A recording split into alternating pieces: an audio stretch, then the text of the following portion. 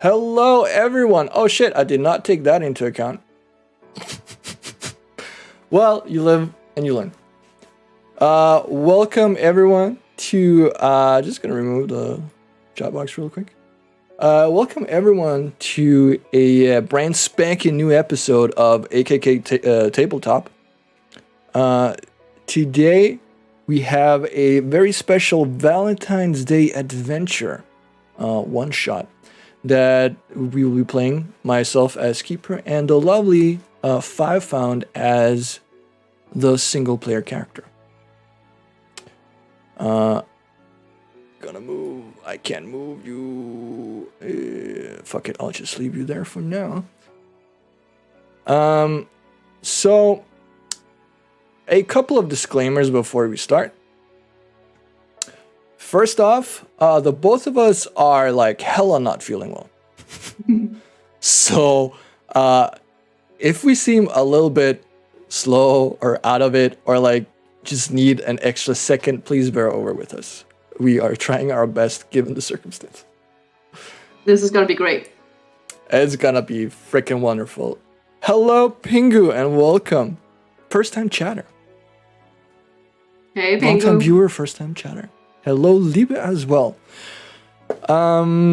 So to kind of set the scene, we're playing Call of Cthulhu. And this particular adventure takes place in the late 1920s, 1929 to be specific. It is the day after Valentine's Day, and for those of you who are history buffs, yes, that means it is the day after the infamous St. Valentine's Day massacre. Now, we are playing in Chicago, which is where it took place, but the massacre itself is more of a setting, background feel-good thing, or starter, more than anything else. We're not going to be delving more into like historical facts about mobsters and shit. Whoa, Al Capone, like, can't believe it. We will be trying I will at the very least be trying my hardest to do accents. I cannot do a Boston accent to save my life, even worse at Chicago.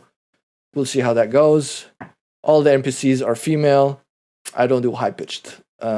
So, disclaimer right there.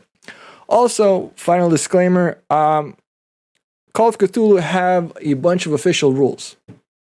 I don't know all of them. So we will be playing by the rule of cool, and sometimes I'm just gonna house rule shit because I'm like, you know what, that makes absolutely perfect sense. None of what I do is going to make sense. The scene has been set. All right, cool. So this will be mostly the screen we'll be on. A lot of this campaign, I was about to say, one shot, is theater of mind. Every now and again, there will be some handouts that I will also show to the viewers. I ask Five Found if, when you read them, if you could read them out loud, just in case we have people watching that either can't see the screen that well or have problems reading. Yes. Now, Five Found has also received a few handouts in advance that were pertinent to her character background story.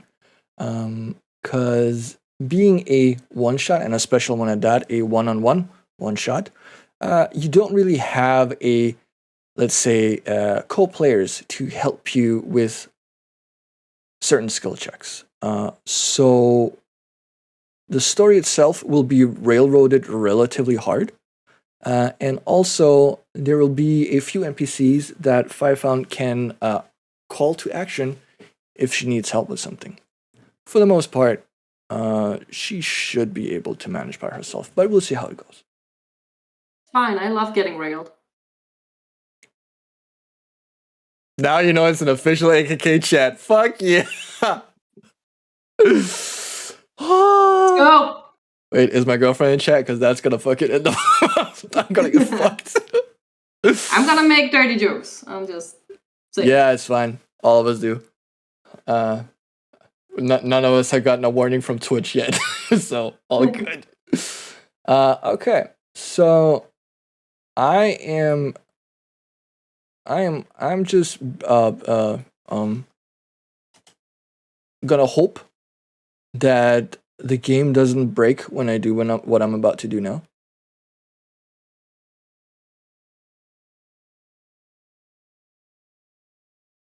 The stream is still up. Okay, good.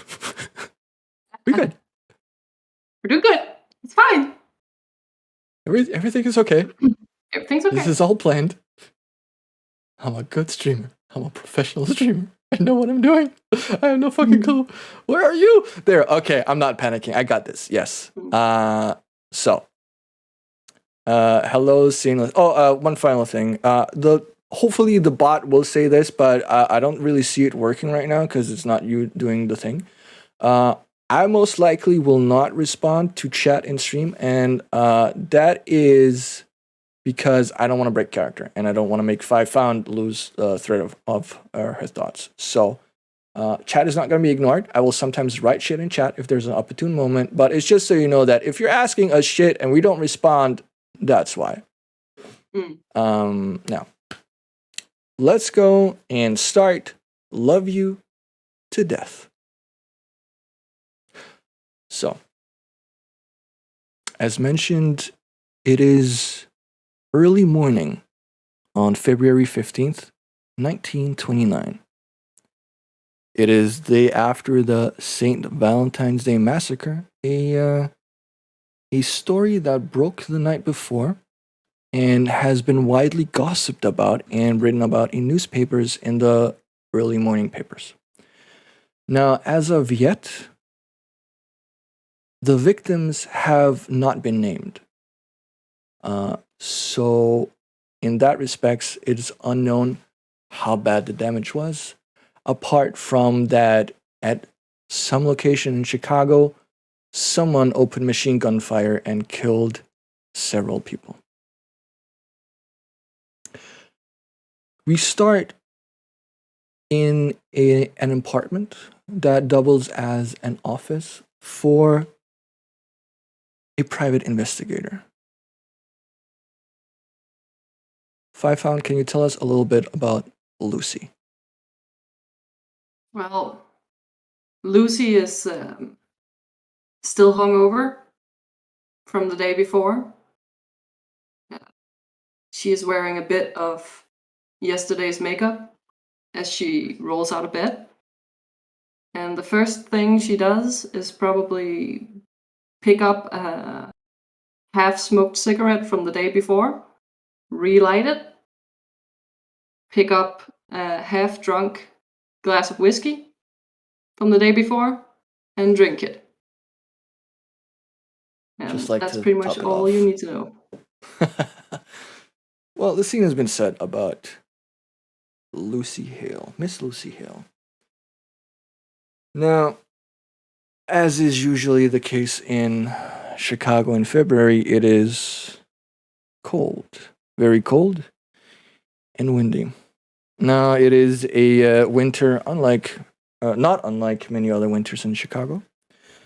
The snow has fallen, but the cold kind of like it bites you to the bone even while you're inside. You can definitely feel it. So as Lucy probably opens the window to get rid of the last smoke from her cigarette, the cold really sets in. Now, suddenly, Lucy, you hear a knock on the door. Hello? Lucy? Yeah, just a second. I'll put on whatever probably my trench coat from last night, crumpled on the floor, and walk to my door. Right. Open it. As you open the door, before you stands a friend you've essentially known for a lifetime. It is Hattie May, your friend from the orphanage. And she stands before you somewhat shaken. Hattie? Lucy, I'm sorry for arriving so early in the morning, but I I need your help. Of course, always. What? You look shaken. Are you okay? No, not Come really. inside. Come inside. Oh, thank you. She walks in and like she takes off her outer coat and hangs it by the door. Lucy, I listen. You do have you heard about the massacre? Yeah, I've I've heard. You know my husband John, right? Yes, I know John. He was there. He was what? He was He there? he was there. Yeah, he was. Oh my God, he was one of the people who got murdered.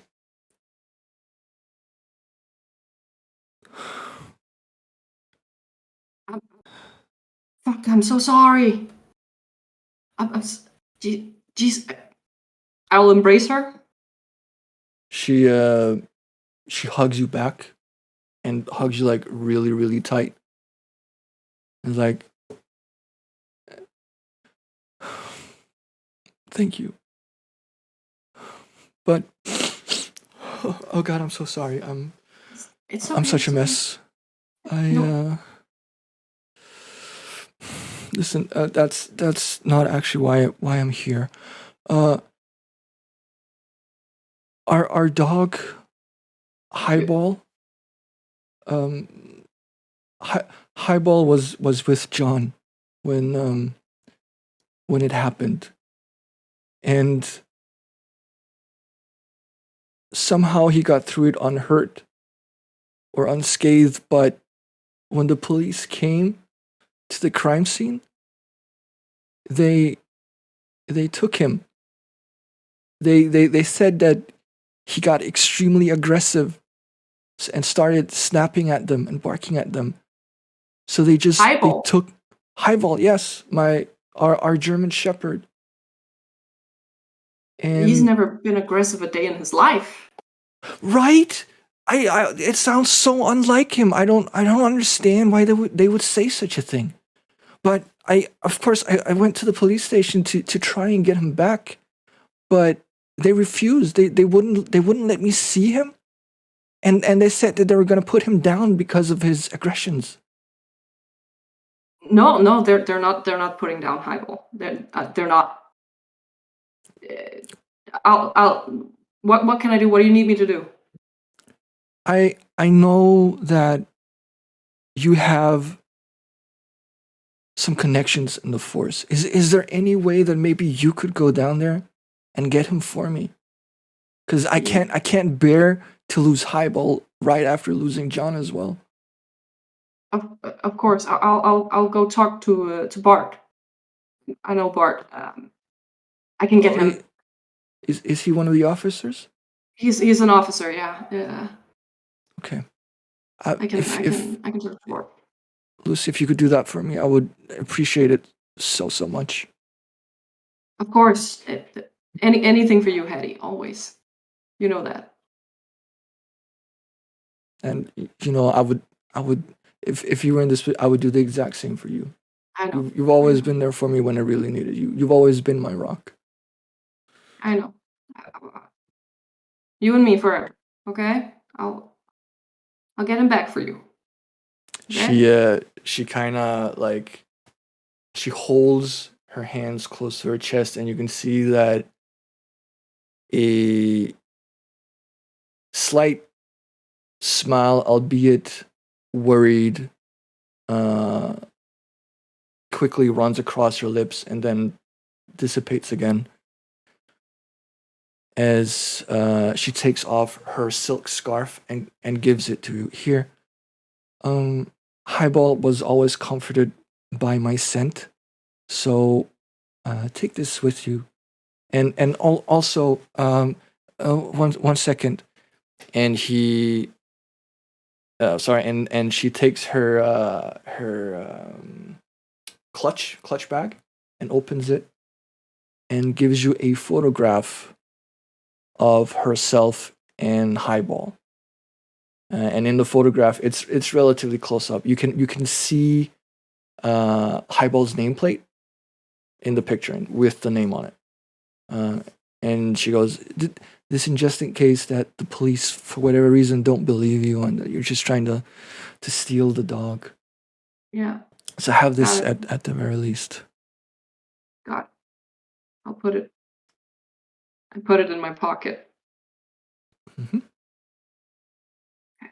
I'll- You can see that she's not really lost in thought, but more like lingering to her words. So if you would like, you can roll a psychology here. Okay. So my skills. Yes.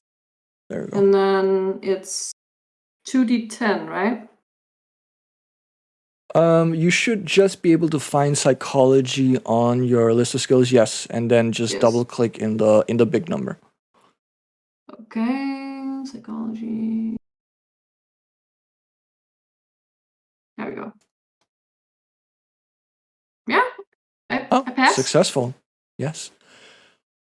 Right. You can see that there is something that Hattie's not telling you. I will step forward, gather up her hands, and just lean into her a little bit, make eye contact. You know you can tell me anything, right? She looks at you with those green deer eyes that she's so known for. And her brow kind of furrows a little bit. And it seems as if she's arguing with herself in her head whether to actually tell you or not. Until ultimately she kind of not really breaks down, but she lets down her guard and tells you that. Do you remember when we were kids at the orphanage together? I remember. And do you remember that litter of puppies that we had? Yeah? Yeah. You know, I've always had a soft spot for dogs, and like whenever John was not around, he was busy with work, with other things. Highball was always there for me, and now with John gone, he's really all I have left. It's basically just him and you in my life right now. And it would mean the world to me if you could get him back. Well, I'll get him back for you. She kind of like caresses the side of your face. Lucy, you've always been my best friend. You've always been mine. She takes a handkerchief from her clutch and like dabs away the tears from her face. Don't want to mess up that makeup. And excuses herself. Like I should probably go. I also still need to finish all the paperwork for John's funeral and the arrangements and Of course, yeah. I get it. Well, I don't get it because I understand. Yeah. I know what you meant. I appreciate it, Lucy. Thank you. Yeah. Thank you very much. Okay. Um, when you find Highball, please just bring him to the apartment. You know where it is. Yeah, I got it. He's She still under the mat. same as always. Good. She grabs her coat and like grabs your forearm and that like friendly thank you for everything and leaves. Kind of breathe out through my nose for a second. Walk up to the door, lean my head against the door for a second, and then go to get dressed. Mhm. I've got a dog to find. Indeed, you do. You take a few minutes to gather your get dressed, gather the most essential things that you're gonna need throughout the day. Your keys, your notepad, your pen, your whatever else you might need. And you head off to find the German doggo. So you go to the police station. That is approximately, Midtown, where the police station would usually be, right? Yeah. And you take your town car there, so you have a vehicle. Yep. And as you enter, a familiar waft of cigarette smoke, cigar smoke, cheap coffee, stale donuts, maybe a few bagels here and there, hit you in the face.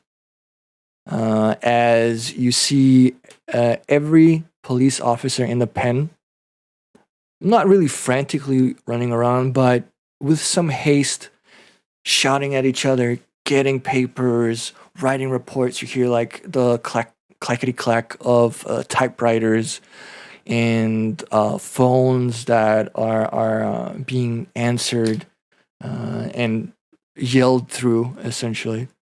All of them most likely busy with the events from the night prior. And off in the middle distance, you spot a familiar face. Well, I'll bypass the front desk like I usually do and walk straight towards him. You're gonna have to tell me how to pronounce his last name. Cause, Right. Yeah, just so everyone knows, a lot of the characters here have really fucked up last names. Let's just go with Kicharski. Kicharski. Yeah, okay. That's what it is now. Okay. When I get within shouting distance, I will yell, Kicharski! And he a hunched over, relatively young guy. He's like early 30s, my age, and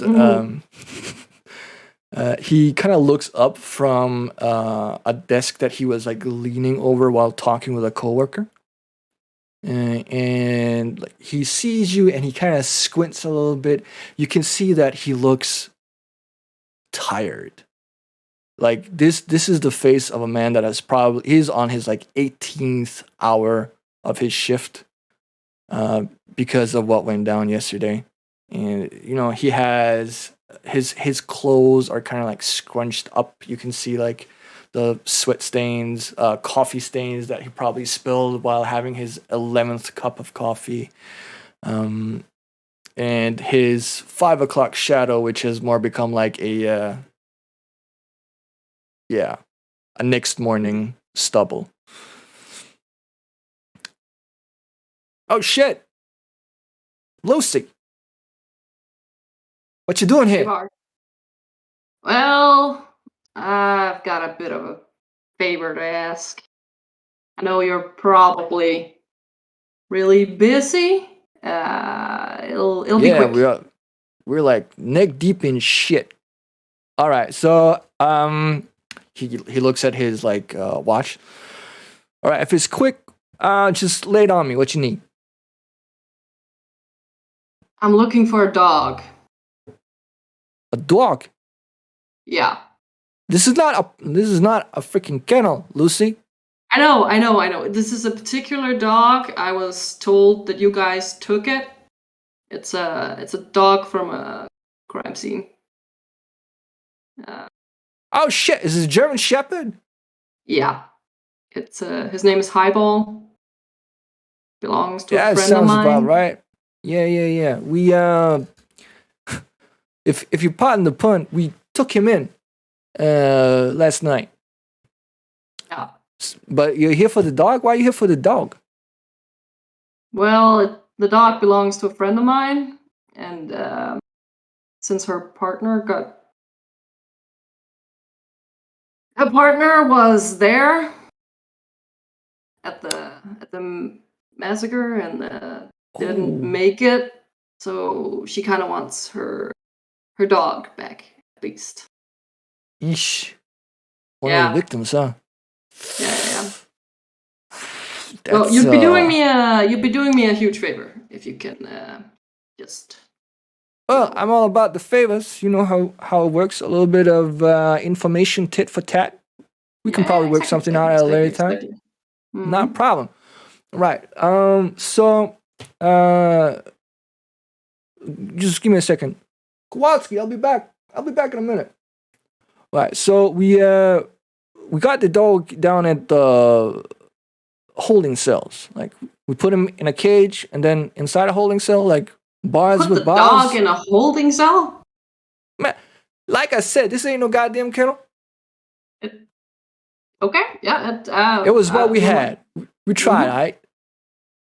So, thing is, I don't know if you know, but the reason that the dog is in like a cage is because it got real aggressive. Yeah. You know what I mean? Real aggressive. When we were there, we was trying to like sort out the crime scene. This dog started barking, started snapping at us. We almost put him down right then and there. Listen, this is his first offense, and I don't know if you have eyewitnesses to these charges leveled at Highball, but I tell you, they won't hold up in court. I think you should release him to me. So you want me to lower it to misdemeanor, huh? Yeah, exactly. Right. First time offense. Plus, he's a minor. He's like, what, 7? Well, he looks 7. Then again, I'm not really like a big fan of. Well, it's wrong to say I'm not a big fan of dogs. I like dogs, and I would be sad personally if he had to be put down. So, I mean, so you'd almost be doing me a favor.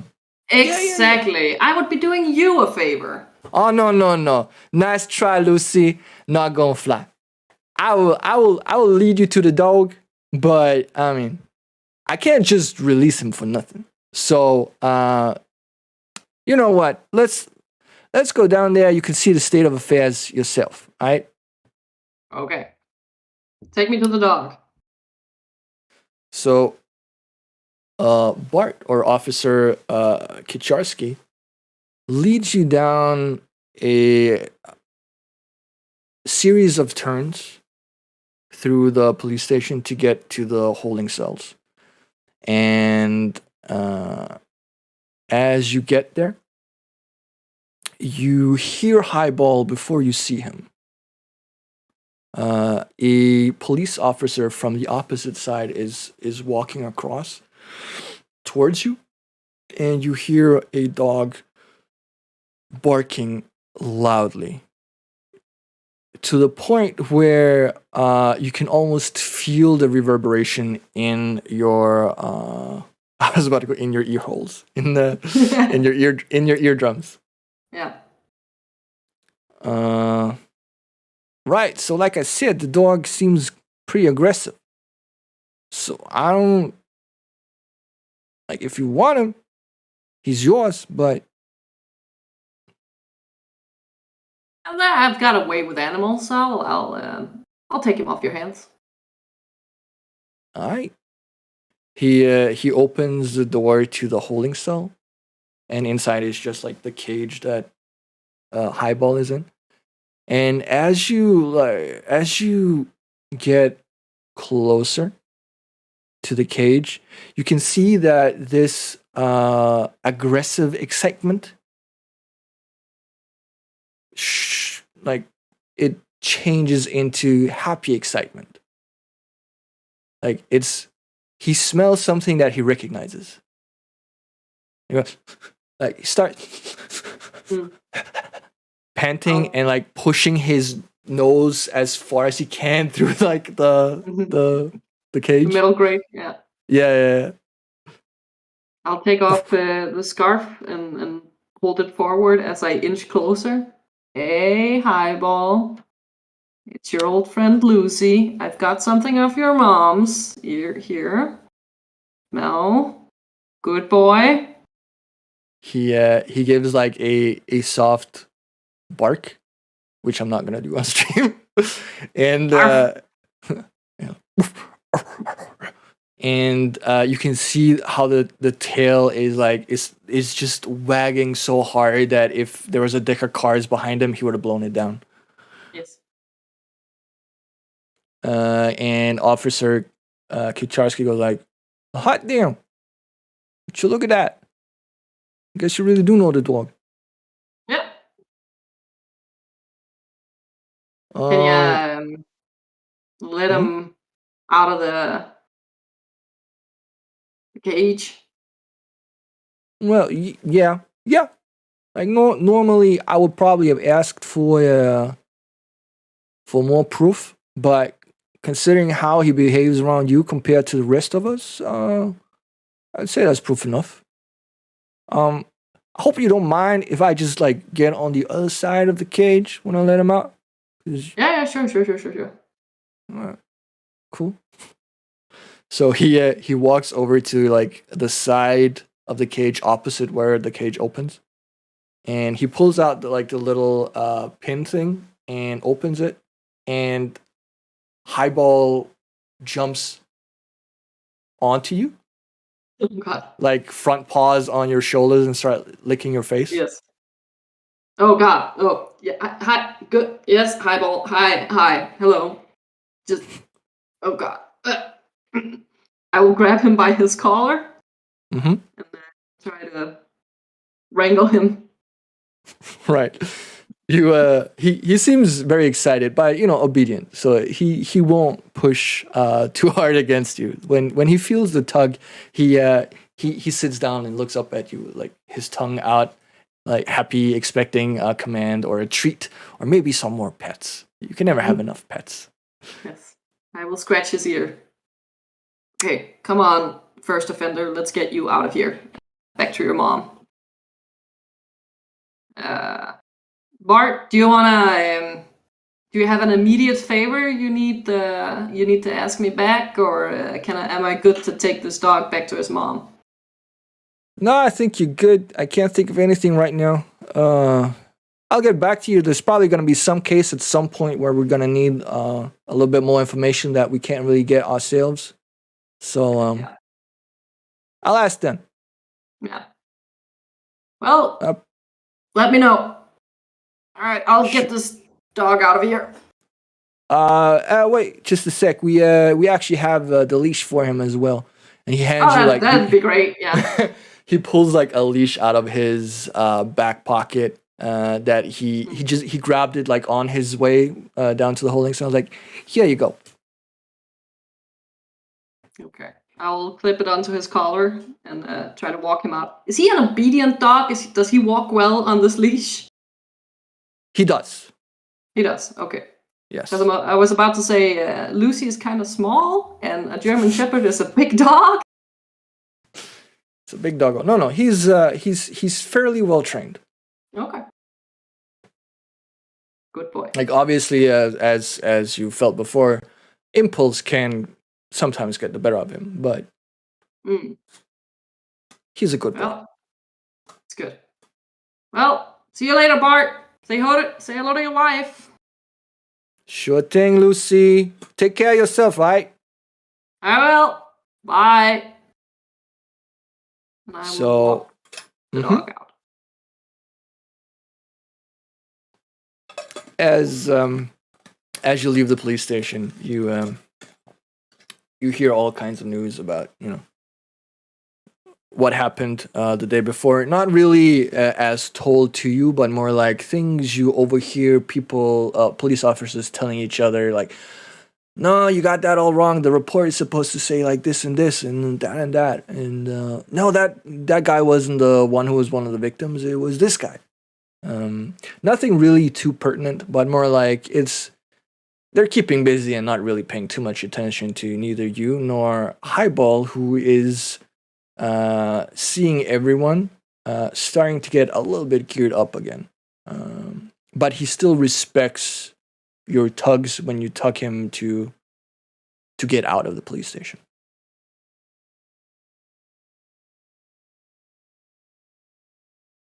So what do you want to do now? You want to go straight to... I'm gonna go straight to Hattie, yeah. All right. I wanna get this dog back to her as quickly as I can. Understandable. Oopsie daisy. Now, you let Highball into the passenger side of your car, or maybe even the back seat of your car, and drive off towards Hattie's apartment. Of course, you know where this is. You've been there several times before to have either coffee or maybe dinner with her and her now late husband, John. So it takes you almost no time at all to get there. As you get to the apartment and you approach her apartment door, you see that the door is ajar. Okay. I will walk quicker towards the door. Right. As you get all the way up, you see it is definitely open, but there's no signs of forced entry. Hattie? I'll start to open the door completely. You hear no response from having called out, and as you look inside, you see that her purse is inside. So wherever she left, she didn't bring her purse with her. Okay. I'll close the door behind me and I will let Highball off the leash. Mhm. Since he's home now. Addie? Go look for her. Right. There's still no response from when you call her name, and Highball also seems, well, at first excited to be home, but he also kind of feels that something is a little bit off. He's almost searching in his own home for his owner, which is not something he would expect as a dog, I suppose. I'll start to go through the rooms, Mm-hmm. check for any signs of her. Right. If I don't find her, I'll try to check to see if I can find a calendar or something that can tell me Right. where she is. Right.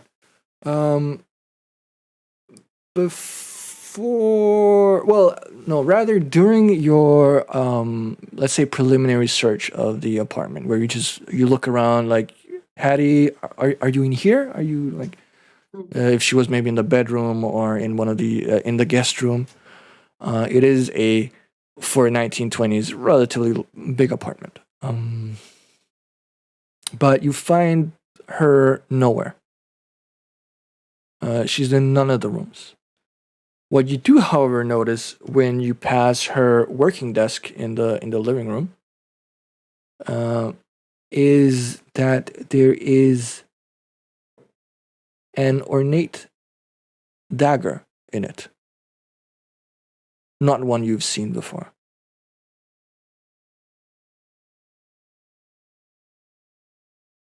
Okay. Does it look like it looks like it doesn't belong in the apartment to my eyes?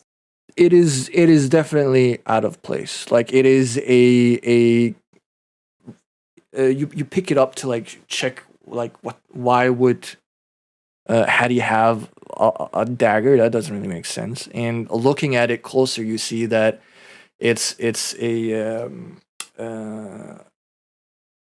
like 15 centimeter long curved blade, and the handle itself is like really ornate. It's decorated with flower patterns, and there's in the pommel, like on the bottom of the dagger, is like a ruby that's been embedded in it.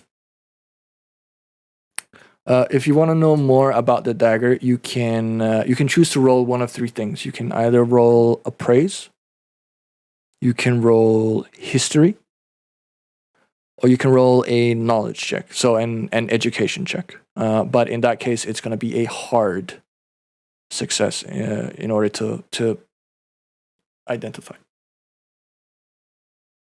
I still think the education is still better than my appraising. All right. So a hard. Hard education, correct. Okay, so is that the middling or the hardest one? That's the top right one. Top right one. Okay. And double click it? Yes. Okay. Nope. That's a 48. You don't really know anything about the dagger other than that it's a dagger. Like what you see is what you know, essentially. Hmm.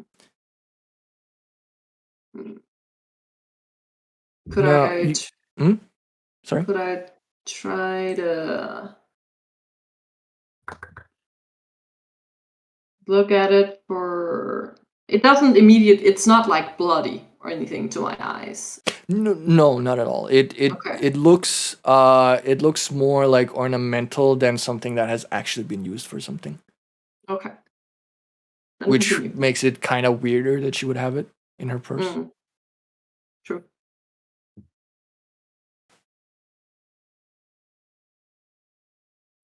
Right.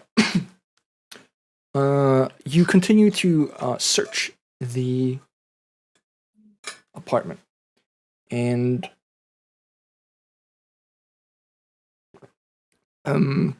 roll me a spot hidden to see if you find anything. Mm-hmm.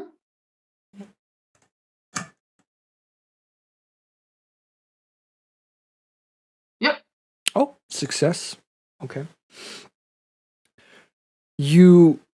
I'm just gonna close this properly, sorry. You rummage around various rooms. You go through the bedroom, you check the drawers, you check the drawers on her work desk, you check cabinets, you check whatever you think might be relevant. And as you're doing this, you kind of think back to your time with Hattie at the orphanage. There was a game that you liked to play as children. Do you remember what the game was? Yeah, she used to leave me messages hidden. That's right. She was better at the game than I was. Right. You had a sort of designated hiding spot for these messages. Do you remember what that was?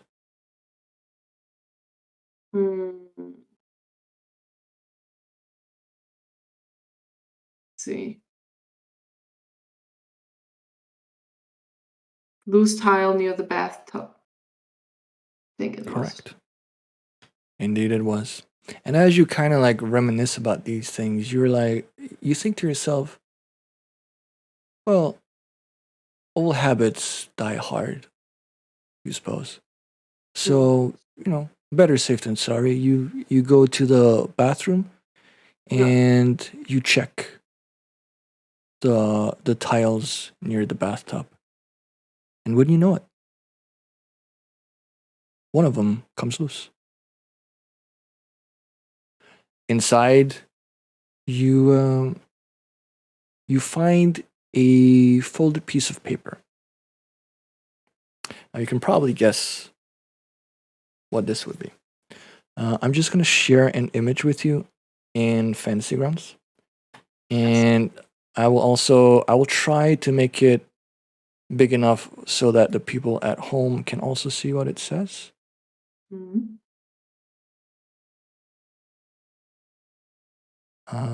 There we go.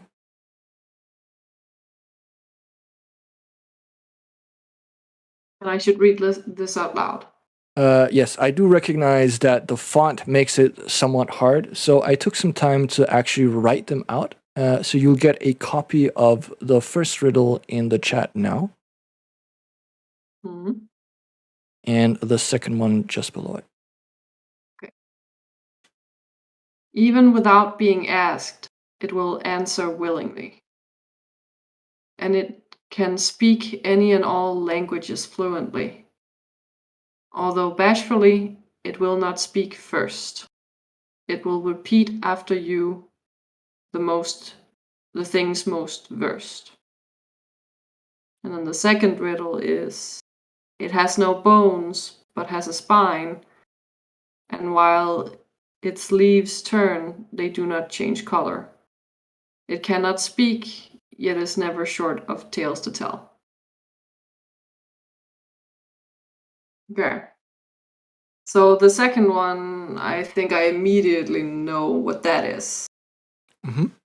That's a book, is my guess. Or Lucy's guess.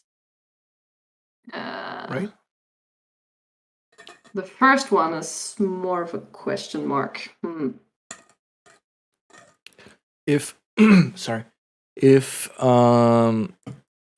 if at any point you want to have a hint or possibly even the solution to a riddle, you are allowed to roll an intelligence roll with a bonus die. Now, for those at home who don't really know what this is, an intelligence roll allows a player to gain some insight that they as a player might not know, but that the character would know. So it's a way of saying like the character is way smarter than I am. Maybe they can figure it out. And conversely, earlier we had a knowledge roll where it was something you as a player might not know, but your character, in lieu of their profession or education, would. And you can do this roll in Call of Cthulhu to essentially like make a mechanic out of it. So if you want to roll an intelligence with a bonus die, if you look to the lower left of your screen, you can see a modifier box followed by 6 buttons. One of them says +1B. If you click the +1B button and then roll your intelligence, just a normal intelligence, it will automatically calculate the bonus for you. Okay. We'll click the +1B and then intelligence. There we go. 27. Hard success. Well done. I'm a smart cookie. Now, Lucy thinks about this for a little while, and I'm going to allow chat to make their educated guesses while I talk about this. But first off, your answer to the second riddle, it being a book, is correct. A book has no bones. It does have a spine. Another word for pages of a book is leaves of a book. And while it does not speak, unless you're in Harry Potter, I suppose, it is never short of tales to tell. Now, for the first riddle, before I give you the straight up answer, can you think of anything, a natural occurrence where something would repeat what you say?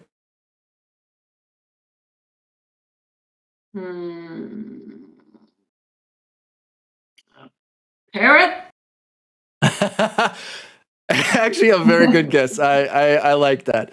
I'm just gonna give you the answer. The answer to the first riddle, even without being asked, it will answer willingly, and so on and so forth, is an echo. Oh, well, It's that it's makes one of those sense. riddles where when you hear the answer, you're like, oh, of course, that was so obvious. It will not speak first. Yes. Exactly. Now, you knew how. We're gonna try languaging again. You now have 2 answers to 2 riddles, or 1 answer per riddle. Echo and book. Since you roll a hard success, I am gonna guide you through the next part a little bit as well, because Lucy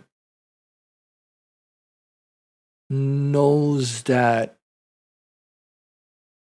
Hattie doesn't just, she wouldn't make this kind of riddle just for the fun of it. She's definitely expecting you to find it and you to solve it. So she probably did it to direct your attention at something. And after thinking about it for a little while, you remember a bookcase in her study. And you're pretty sure that you saw one of the books called something with Echo. So I'll go there. You do. And you peruse the bookcase again. Like where did I see it? Where was it now? Ah, there it is.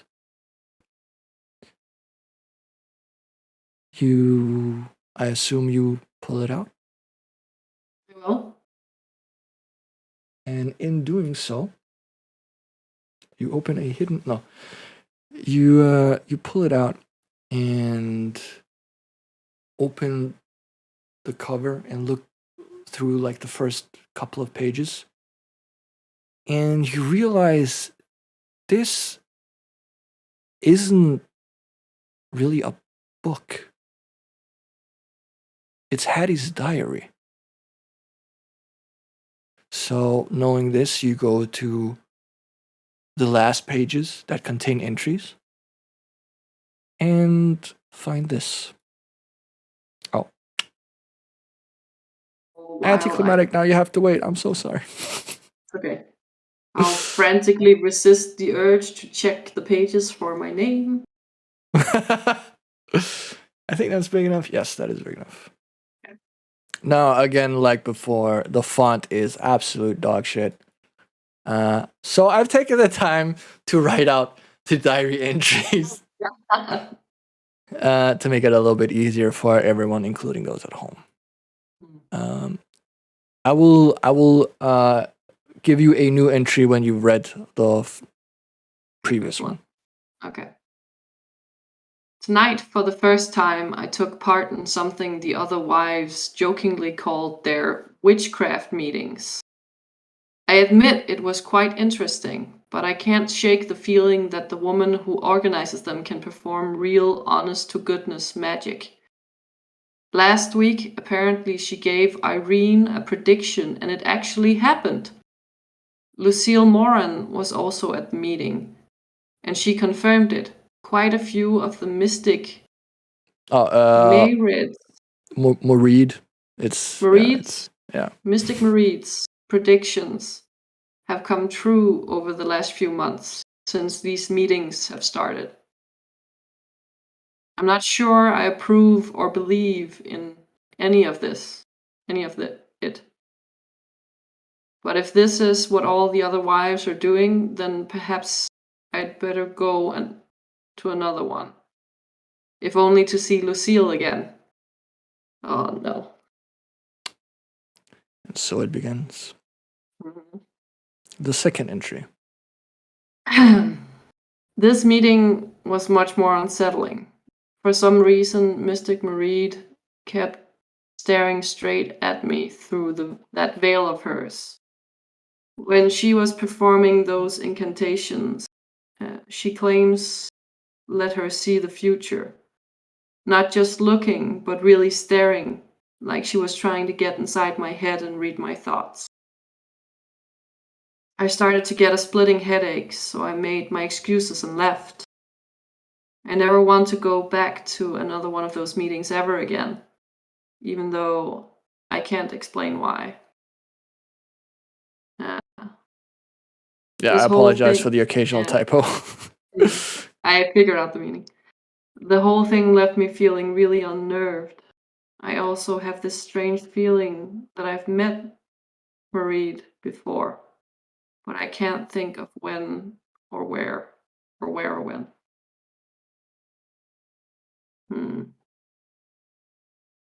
Lucille came to me this morning, and she was very disturbed. She said she is resigned from the witchcraft meetings. She has also told me she had a feeling that I was in danger and that someone had designs on my life. I got a silver amulet from her. She told me to wear it, as it would keep me safe. She also gave me a dagger and told me to carry it with me, always for protection. She made me put it in my purse and made me swear not to part with it at any time. If she'd told me this last night, I would have taken her a bit more seriously. But now, I don't know. Why would anyone want to possibly harm me? I put the amulet, an adorable silver cross thing, on Highball's collar. It really suits him. Cute. And the last entry. John, my love, is it my fault you were taken from me? Could I have done something to prevent your death? I feel so lost. What if Lucille was right? Who'll protect me now you're gone? I'm sure someone's been watching me, and my head's been hurting so badly since yesterday. I hope that Highball will be returned to me. I don't know what I'd do without him now. There is someone I can go see, my very old and dear friend. I only pray they can help. I'll feel much safer once Highball is back home again.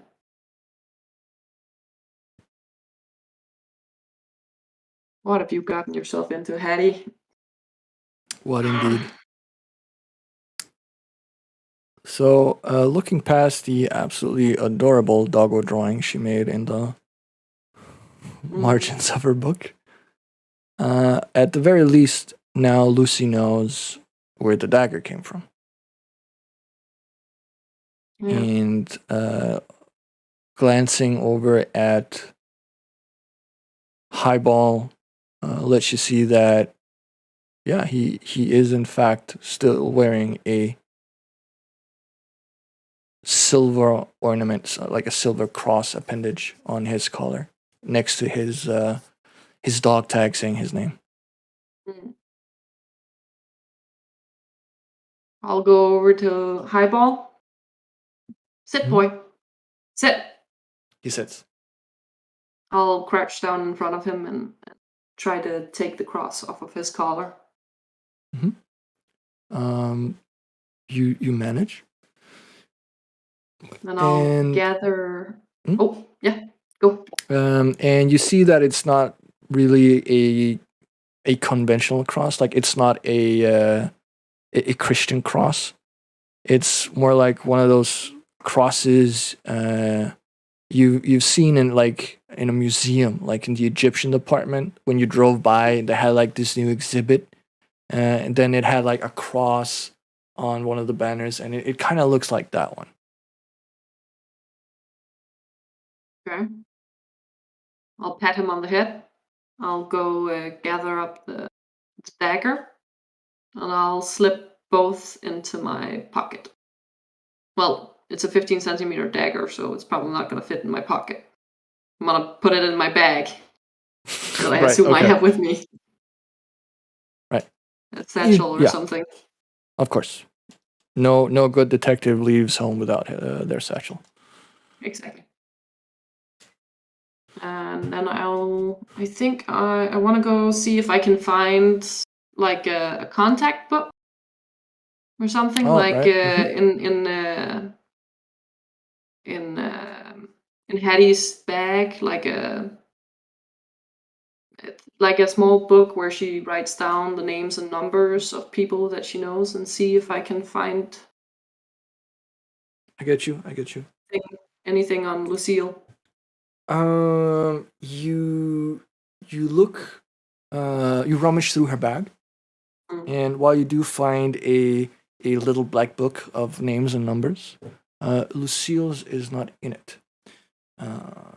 That may also explain why she wrote in her diary entry that she went to the meetings primarily to see her. Mm. There any if I look, do I recognize any names that would be like some of these other wives that would have maybe gone to these meetings? Well, since you bring up other wives yourself, I will give you a little hint. Yes. While the little black book doesn't really contain much information of note, you do have a contact person who is Oh yeah, that's right. very deeply affiliated with the criminal underground. Yeah, Billy. Billy, exactly. Mm. Hmm. I'll go over and I will. Does he? Do I have a number on Billy, or is Billy more of a you go find him kind of person? Billy is more a. He always sticks to the same areas. He's kind of like a go-to guy when you need something done quick. Mm. But when he's not on a job of some sort, he's known to chill at Dorothy's diner and indulge in their coffee and cakes. Okay.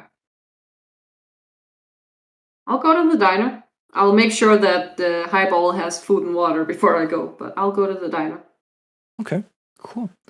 So you find some dog food in some of the cupboards, and you find his water dish and fill it with water from the tap and put it down. And it looks like he hasn't eaten since yesterday because he goes bananas on that food dish, like and the water just like licking it up, sprays everywhere. There's like food and water around his bowls.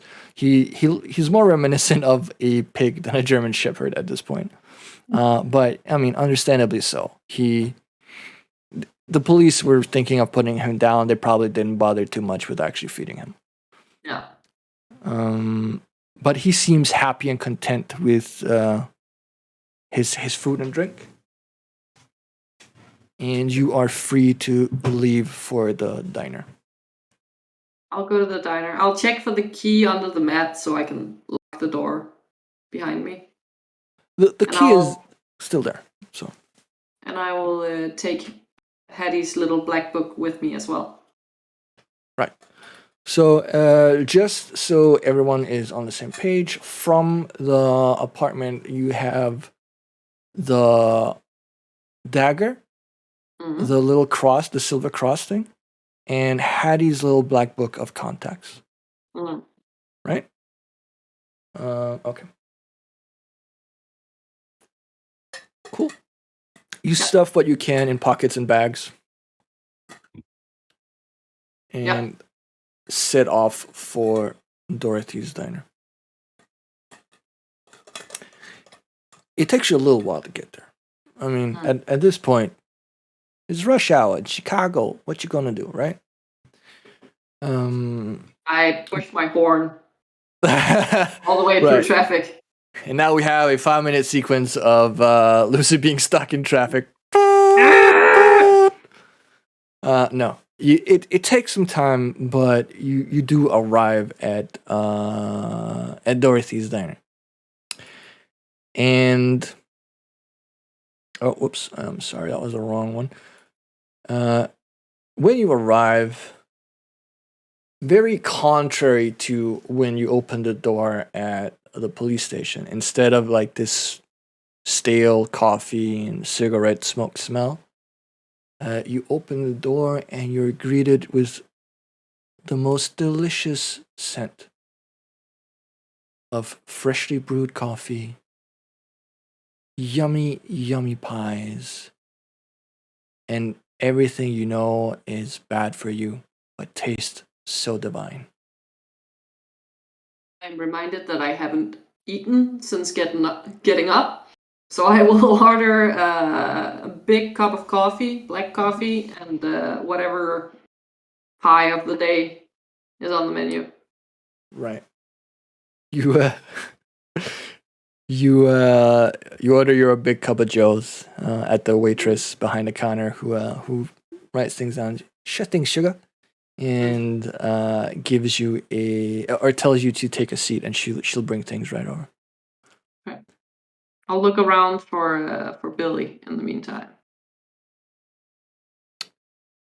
You look around, and in one of the smaller stalls, one that fits 4 people, you see a round face of the 15-year-old baby-faced Billy Littlecombe Brock. Now, to say that he is plump would be an accurate description. But even though his face is a little bit round, make no mistake, he's a tough guy. Like tough as nails, could punch you out if you talk shit about his mama, you're going down, right? He has remarkably beautiful blue eyes for such a tough guy, and blonde curly hair. If one were to describe him as a painting, he would be one of those little cheer-ups on like old. Yeah. You get it. But the fact that those golden curls are so incredibly unmanageable is how he got his nickname, Littlecombe. All right. I'll move over to him, walk up to the booth he's sitting at, clasp his shoulder and shake it gently and say, Billy! Billy! He looks up with like a face half full of pie. Lucy! Hi! Hi! How are ya? Sorry about that, Lucy. How you doing? Not too great, Billy, actually. I have a bit of a problem. Oh? Something I can help with? Probably, since it has to do with a bit of... a friend of mine has gotten in a bit of trouble, I think. Right. And since you know trouble, you found trouble before. I've saved you from trouble before, so... Yeah, you have. Maybe you can help me out? Lucy, anything for you. Just tell me what you need. That's what I like to hear. Well, it's... I'm looking for someone called the Mystic Mareed. The Mystic... What now? Mystic Mareed. That's a little bit of a weird name. Yeah, it's a weird one, indeed. Connected to someone called Lucille as well. Ring any bells for you? Lucille, I know. Lucille, you know? Yeah. You're talking about Lucille Moran, right? Yeah? Yeah. I know Lucille. You know Lucille? Yeah, but what's it to you, Lucy? Like Let's just say normally I do anything for you, but now at this point, this is kind of pushing it though. this is pushing it for you? See, now I'm interested. Why is this pushing it for you? What's this Lucille rolled up in? What kind of trouble is she in? Well, it's not so much Lucille as it is her husband. Her Nah, husband. her husband is, well, you don't mess with him. Unless, I of don't want to mess course, with him. you like fish. Because you'll be sleeping with them, if you know what I mean. Ah, I got you. Gotcha. Well, there'll be no messing with the husband. Promise. All right. Just need good. to talk to the wife. That's all. Okay. Right. So, what, I can probably set up a meeting with Lucille, Yeah. if need be, but now, and he kind of like brushes the last crust of pie out of his mouth, trying to look more serious. You need to tell me what this is about, Lucy. Can I expect any kind of backlash from this?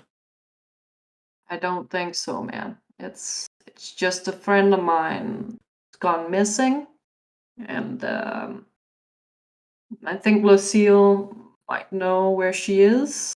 I don't think Lucille did anything to Okay. her per se, Alright. but my friend is missing, and as you know, I take care of my friends. You do. All right. Lucy, tell you what. A friend of Lucy's is a friend of mine. And if a friend of mine has gone missing, I want to help out. So, you hold tight. I'm just going to borrow the diner's phone for a second. And, I'll be right back. He tries to get out of the booth thing. But Yeah. they were obviously Almost not got ready it. for him. Almost. Yeah. You're Yeah, good. just You're good. Yeah. Let me. Yeah. Pull it in. There you go. And he goes off towards the counter and like flags down the waitress, who obviously knows him. He's been eating a lot of pies there, and he goes like, "Hey, can I borrow the phone?" And they give him a phone. And he calls someone, and he's speaking pretty low, so as to not let anyone overhear. And a minute or two, maybe he comes back and goes like, "All right, Lucy.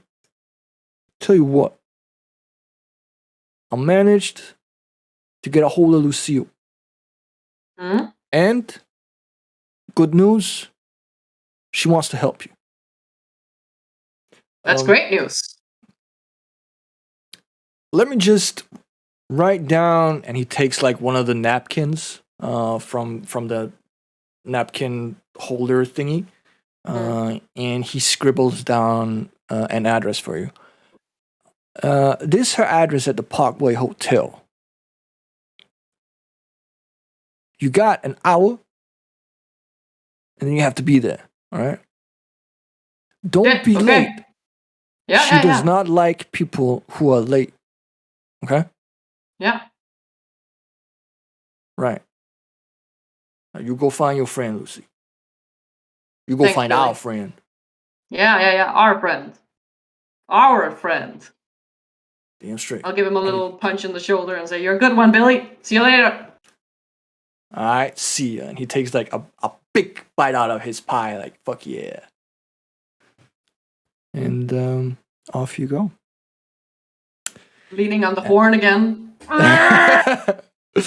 Let's actually, just for the fun of it, where are you, mein Freund? Yeah.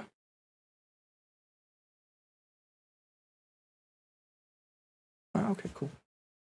You don't encounter as much traffic as you did on your way to the diner. So you get there, not really in record time, but you get there within the time frame. Good. And you pull up at the Parkway Hotel in North Lincoln Park West. Actual address, if anyone wants to look that up. And have parked out in front. What do you choose to do? The note that he gave me, was that a room number? The napkin. Yeah. Yes. It specifies exactly what her apartment number is. Okay. I'll go in and I will go to the apartment. Okay. Cool. Oh. You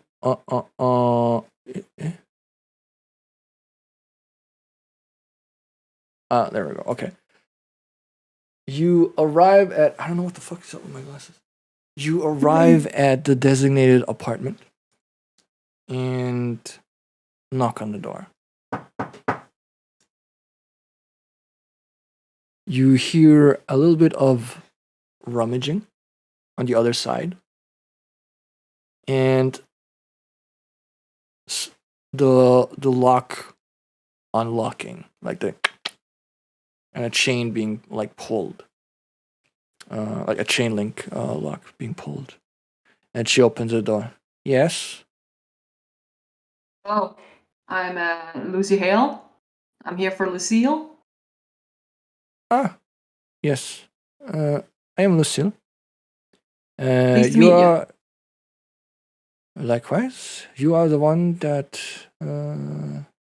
Billy called about, yeah? That's correct. I'm looking for Hattie. Yes.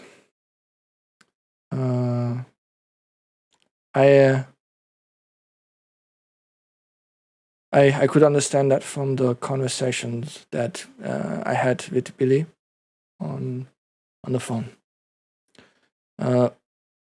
What is it that you hope that I can help you with? I hope you can. I hope you know where Hattie is, or you know someone who might know where she is. She disappeared. She doesn't have her purse. She was supposed to be at her apartment, and she left me riddles that led me to notes that had your name in them. I see. She looks you up and down, and through the entire time that you've been speaking, she's been paying a lot of attention to like your face, trying to seemingly either catch you in a lie or try to understand what your intentions really are. And you've been truthful, so she is willing to open up.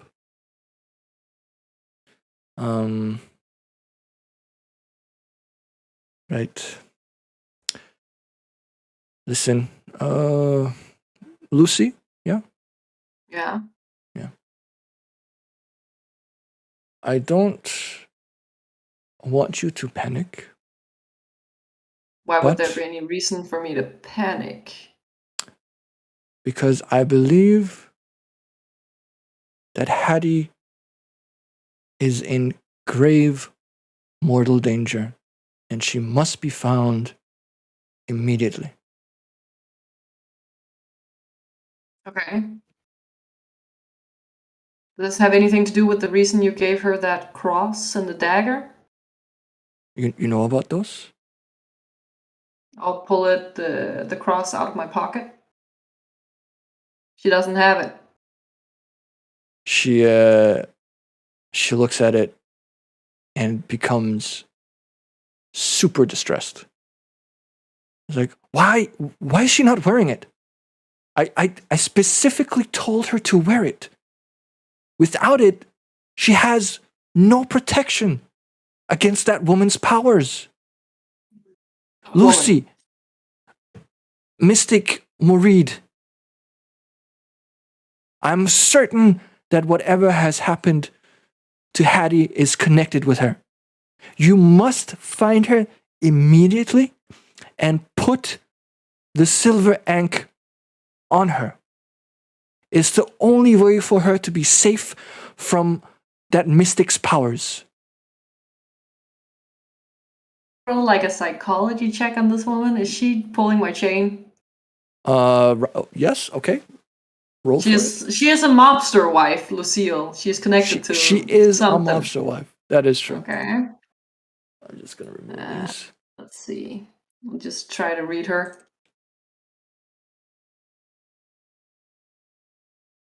That is a fail. Oh yes, I will spend luck. You will spend to make luck. that a Okay. success. Yes. Right. For those not familiar with Call of Cthulhu rules, if you fail a check of any kind, you can either push the roll and to roll it again by using some other way of investigating or whatever, or you can spend a resource called luck to buy yourself to a success, which is what Five Found is doing here. You need a 70 to succeed. You roll a 76, so you need to spend 6 luck points to succeed. I've set my currency down. All right, excellent. She does appear to be truthful about what she's saying. So it's not like she's trying to pull a fast one on you or pull your leg by any means. She believes what she's saying. She full-heartedly believes in what she's saying, and she is genuinely concerned for Hattie, and she really does want you to try and find her as quickly as possible and help her. However, what you also sense is that while she is being forthcoming with you, she is holding something back. So she's not telling you the full story. Listen, and I will lean on the door frame and lean into her a little bit. I've been friends with Hattie for a long time, and what you need to know about me is I take care of my friends, and that means I could potentially take care of you if we become friends. So, you need to let me know what's going on. I can tell you're holding back. All right. Roll me a charm. Well, I did spend a lot of points on this, so let's see how this goes.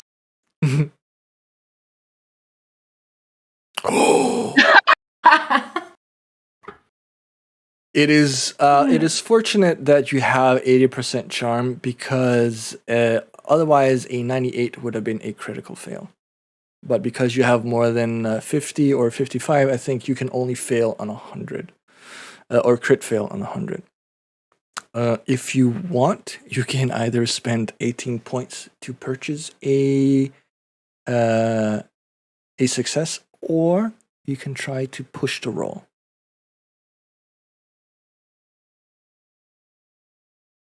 That's it. All right. For the uninitiated, also, when pushing a roll, if you fail it again, you cannot use your luck points. Additionally, if you fail it, there will be consequences. Yeah. And to push it, it's the same roll. I can use the same roll. It's the same roll, correct. Okay. So I will try to push it. When I can see she's resisting me, I will lean in further and I will go. Or perhaps you need more of a bond than friendship. Perhaps you need something more intimate. Ooh, girl, I will let you roll that with a bonus die because I like the approach. All right. Let's see if I can do this. Come on. Ah! Oh, you managed. You managed. Right. She's a little flustered by what you said. And you can you can see that even underneath her makeup, she's definitely blushing. And she might even have considered it for a second before stopping herself and being like, Miss Hale, I'm a married woman. Of course. But I do realize that with what you just said, that Hattie must be really truly close to you. Yes. So there is one thing I didn't tell you. As you probably know, we've been having these. We call them witchcraft meetings with me, Hattie, some of the other wives of affluent people. Yeah. I mean, most people would probably just call it book club or something. Yeah, we had our fun with it. Okay. But recently they've been taking kind of a turn. It seems like the mystic became extremely interested in Hattie, to the point where it raised a concern with me. So I decided to look into Mystic Moreed, trying to find out maybe if she was trying to harm Maddie, and in such case, why? And what I found out that Moreed is a pseudonym, a stage name. Her real name is I believe it was Ellen O'Sullivan. Ellen.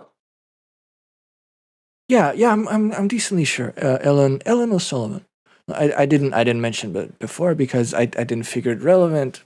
Mystics have stage names. That's the normal thing. But Hey, yeah. You got a number or an address or something? oh no. I wasn't the one who usually set these up. And, Who was? Who set them up? It was one of the other mobster wives. We had a falling out since, because I didn't like the turn this was making and taking, and I told her this. She didn't want to stop. I didn't want to partake, so I washed my hands of it. If you've had a falling out, you wouldn't mind giving me her address. Right. Give me a minute. She looks through her little black book of contacts and goes, here you go.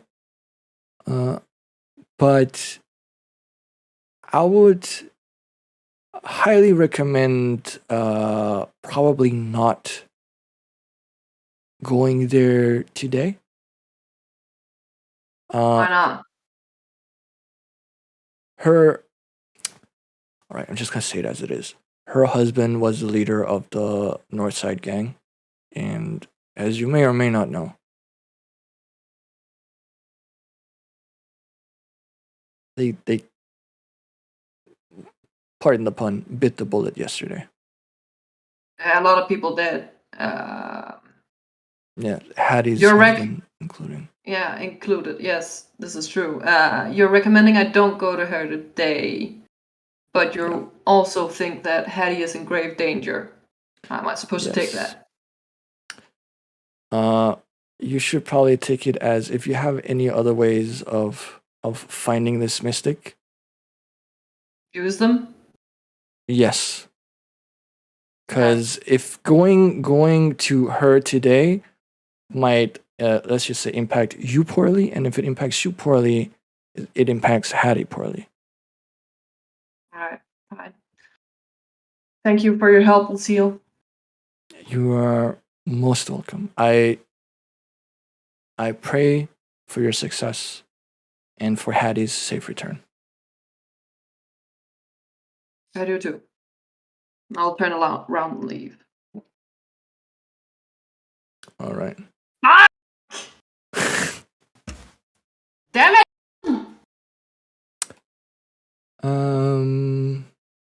Well, things are not necessarily as dark as they seem. Do you have anything that you want to do right now? I think I want to go back to my apartment. Since I know Ellen O'Sullivan. That's her name, right? Yeah. Would you mind telling the audience how you know her? I know Ellen because Ellen was a childhood teenage friend of me and Hattie. Mm-hmm. And Ellen kind of helped us out once, and we got closer after that. But Ellen Ellen was a little bit clingy That's and one way kind of of putting wanted to be closer than I was comfortable with. I was closer with Hattie. It was just the way it was, and Ellen kind of took that a bit personally and didn't want to be friends with either of us after that. And then she got adopted and moved away. She keeps sending me letters without any return address, so I haven't been able to reply to her or anything, but yeah. I'm gonna go back to my apartment to search through those letters for clues Mm-hmm. Cool. where she might be. You rush to your car and you honk your horn harder than you've ever honked it before to get through traffic. Yeah. And you end up at your office, and you, despite never writing back to Ellen, you have probably kept them in a neat stack somewhere in your home office. Neat. Yeah. So you want to go through them for potential clues. Clues. Yes. Right. Roll me a intelligence. Intelligence. Yeah. Oh, Holy shit. that is pretty good. That is pretty good. That is actually very good. Okay, cool. Fueled by the frustration of losing Hattie, I go through these notes closer than I've ever gone through these notes before. And in doing so, you end up on the most recent one that you received from Ellen, just roughly a month before. I'm just gonna share it here so chat can also see it. and you roll a hard success. So not only do you realize that this is probably the most pertinent piece of information, as you're perusing through it, you come across some sentences that kind of stand out to you. Specifically, the one that says that she's writing to you from Chicago, that she has a view of the old water tower from the windows of her apartment, and her admiration of how it gets lit up by the setting sun.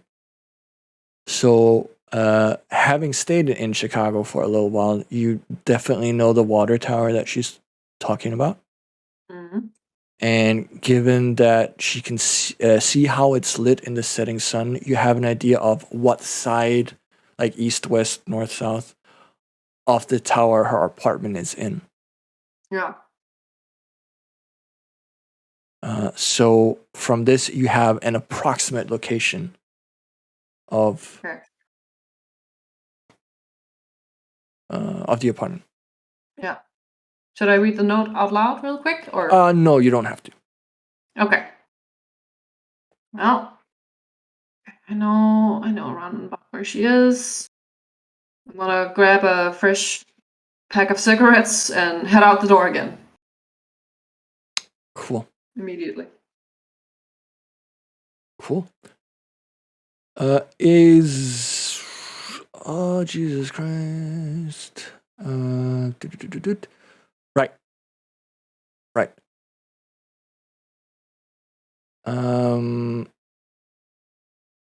Is there anything you want to do before heading to the destination? No? All right. I don't think so. No. Okay. You drive to the approximate location that it is, and you realize, holy shit, this is actually a pretty wide area that has a view of the water tower from this side. And you spend some time trying to find the proper place, like going up to apartments, checking with what's it called, like the doorman or the janitors or whomever, like if someone named O'Sullivan lives there, or trying to check mailboxes and stuff. But it's kind of like shooting in the dark or finding a needle in a haystack. So I would like for you to roll me a luck check. Yeah. That's just 2d10? Or? That is just if you double click on your luck on your main. Okay. It should roll it. Come on. No! Ooh. Can I spend luck to make my... Unfortunately not. Luck checks are also one of the few checks you cannot push a roll on. So you spend some time trying to find this place, and it's like, no pun intended, luck is not really on your side. No. But you do eventually get there. It just takes you a bit longer. And you enter an apartment, an apartment building on Michigan Avenue, where upon looking through the many, many, many mailboxes that are in the lobby, you find an O'Sullivan. And you're like, this is probably it. It's gotta be. How many O'Sullivans can be in like this area, right? Probably a few, but I'll try. Well, true. It is right after the Irish immigration. But yeah. In the lobby is or rather before the lobby, is the doorman that you pass to get in. And in the lobby is a janitor. Hmm. Apart from that, it is what you would expect an average, not too expensive apartment in Chicago to look like. Okay. I will. I'll stop at the janitor. Mhm. And I'll go over and say, "Good evening," since it's probably evening or afternoon at this point, since I've been searching for a while. Mhm. Evening. Good evening. There, O'Sullivan in this building that kind of likes to go up to the roof. And Sullivan that likes to go up to the roof? Of this building, yeah. Roll me another luck. Went so well the last time. Nope. And Sullivan can't really say it rings any bells. Do you have a description? Not a current one, unfortunately. Thank you for your time. All right. Sorry I couldn't help. That's all right, man. I'll head up. All right. Fortunately, on these old apartment buildings, the floor and apartment number are listed on the mailboxes as well as the name, so you know what floor to go to, and you also know what apartment number it is. That's good. So you take it to the fourth floor. You take the elevator to the fourth floor. And you go towards the door with the apartment number that matches what the mailbox said. Yeah. And you're now standing in front of the door. What do you do? I'll knock.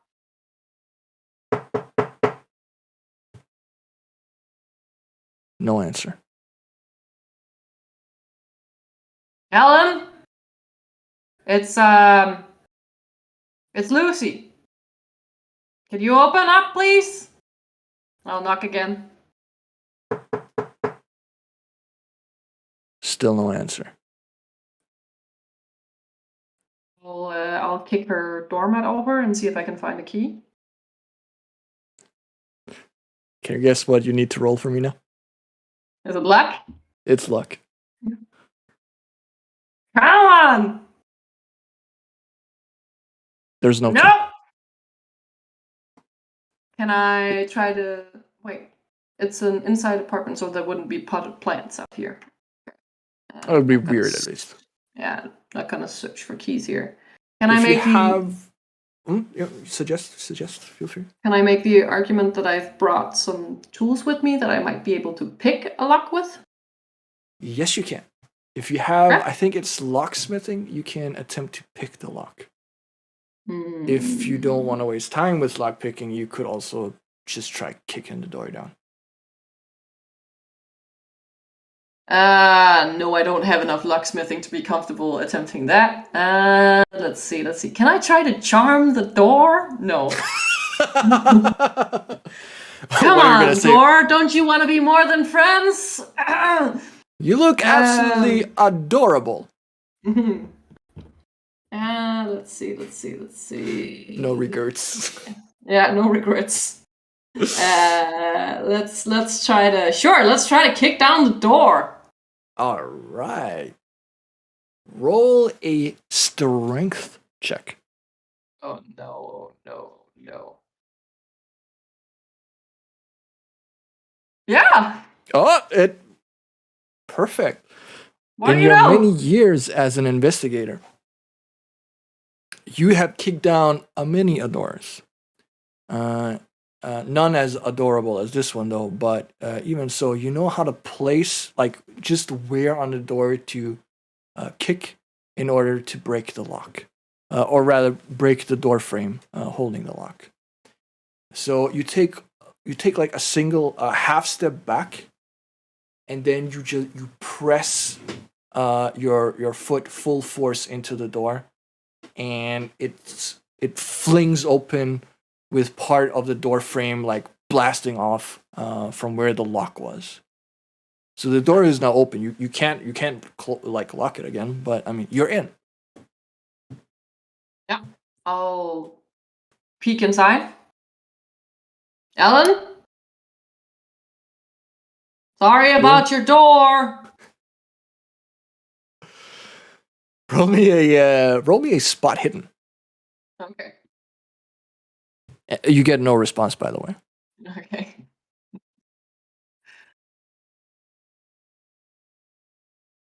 Yeah. Success. Okay, excellent. You don't see neither Hattie nor Ellen inside from where you're standing with the door kind of like still halfway swinging from the force. What you do notice, however, is that on the rack is Hattie's coat. The same coat that she was wearing when she arrived in your office this morning. The one that she hung up by the door to talk to you. Oh shit. So she's definitely been here, and recently as well. I'll go in. I'll check the pockets of the coat. You do so, and they are seemingly empty. Like there's some like small knickknacks, like a small coin purse, but that's pretty much it. Nothing of note. Okay. Well, I've pretty much announced my presence, so there's no need to sneak in here, I think. So I'm gonna look around the apartment. Mm-hmm. For mostly, I think, people, and then clues to how long it's been since someone's been here. Like, is there an ashtray? Is the ashtray still warm?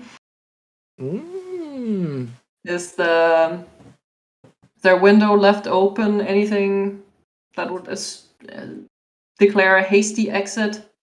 You know what? Because you mentioned a very specific way of looking for clues, which I absolutely love, I will let you roll a spot hidden with a single bonus die. Okay.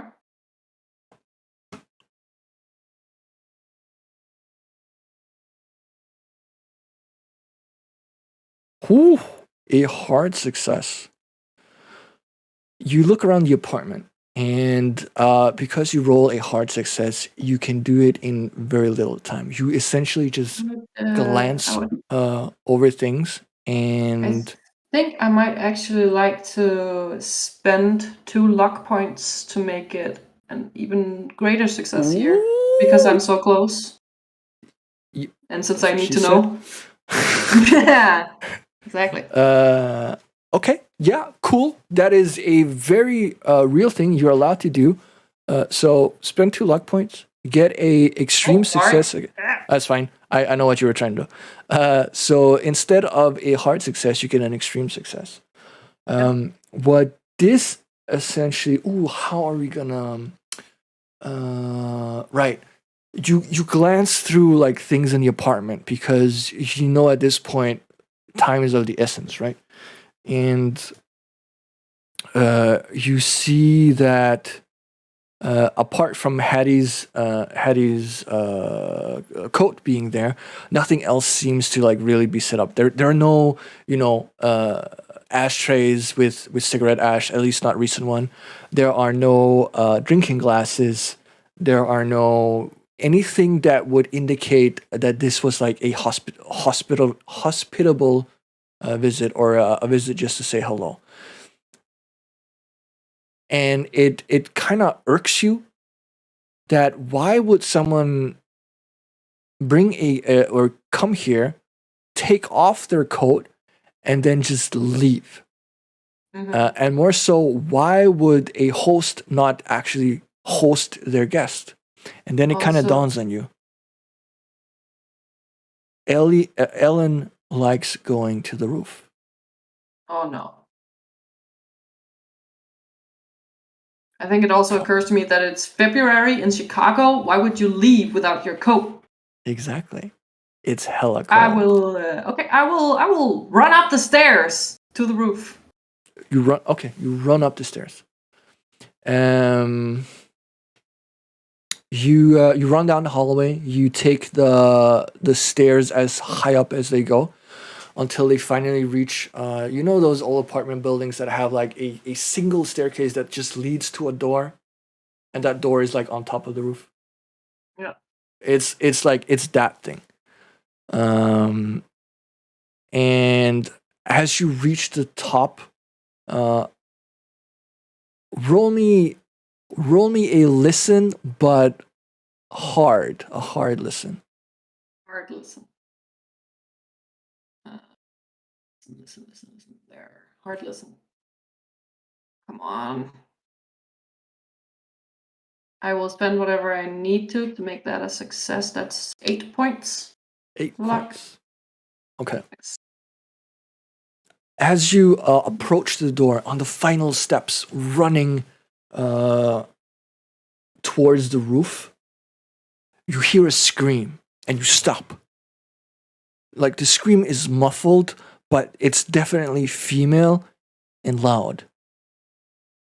But you stop before like bursting through the door. What do you do? You're now standing in front of the door. Still closed. I'll check the door. Is it locked? It is not. I'll open it and peek out. You open and peek out, and you're not really sure what you're seeing, but you do see 2 figures, one standing over the other lying down on the roof. I will rush forward towards them. As you rush through the door slams open and the wind catches it and hits like the backside. And the people that were standing on the roof are now clear to you. It's Ellen and Hattie. Now, you essentially kick in the door or kick out the door, expecting the worst. But what you see is Ellen is the one who's lying down. And Hattie is the one standing over her with a bloodied knife. Hattie? She looks up at you. And she looks down at Ellen. And she looks at her right hand holding the knife and lets go. And kind of like takes a step or 2 back. Oh my God, what have I done? What are you doing? Oh my God, she came at me, and I don't know what happened. She was trying to stab me, and we struggled, and I got hold of the knife, and I didn't know what to do, so I struck at her. And Jesus Christ, Hattie! I'll move towards Ellen on the ground, check her vitals, see if is she alive? Ellen is losing a lot of blood. The knife seems to have hit her jugular, and she is bleeding out. Jesus Christ. Can I do anything to help her? First aid? Something? At this point, it is too late. Her eyes have rolled up. Her mouth is frothing, and with like a mix of like white and red froth.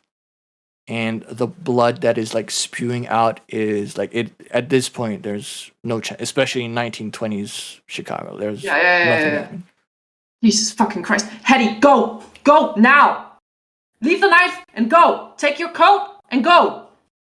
She dropped Go back to your apartment. She looks at you and like I'm so sorry and runs down, and at this point you can't see her anymore, but you see her running down the stairs. Okay. I'm gonna look at Ellen and just kind of whisper, I'm so sorry. So sorry. I'm so sorry. So sorry. So sorry. Okay.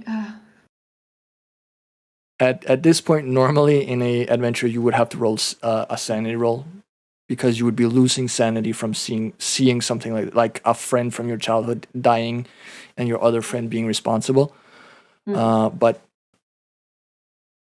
we don't give a shit about this in a one shot. So. Okay.